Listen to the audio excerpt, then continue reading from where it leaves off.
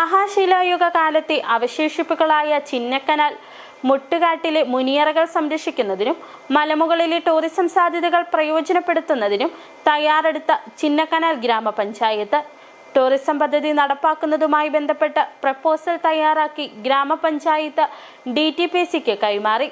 കാലങ്ങളായുള്ള നാട്ടുകാരുടെ ആവശ്യം കൂടിയാണ് മുട്ടുകാട് മുനിയറക്കുന്നിലെ ടൂറിസം വികസനം.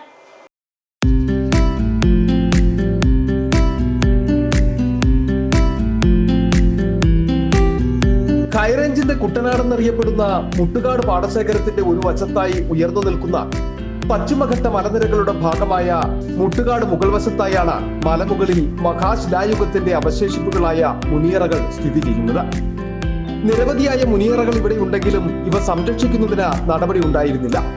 ഈ സാഹചര്യത്തിലാണ് പ്രകൃതി മനോഹാരിതയുടെ നടുവിൽ സ്ഥിതി ചെയ്യുന്ന മുട്ടുകാട് മുനിയറക്കുന്നിലെ ടൂറിസം സാധ്യത പ്രയോജനപ്പെടുത്തണമെന്ന ആവശ്യം ഉയരുന്നത്.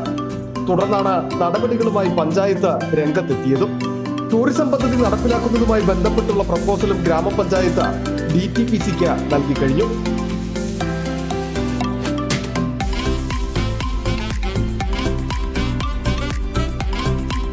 ഗ്രാമപഞ്ചായത്ത് തീരുമാനമെടുത്ത് ഡെസ്റ്റിനേഷൻ ടൂറിസം പ്രോജക്റ്റിൽപ്പെടുത്തി ഒരു പ്രോജക്റ്റ് ഏറ്റെടുക്കുന്നതുമായിട്ട് ബന്ധപ്പെട്ട് അതിൻ്റെ നടപടികളുമായിട്ട് മുന്നോട്ട് പോയിട്ടുണ്ട്.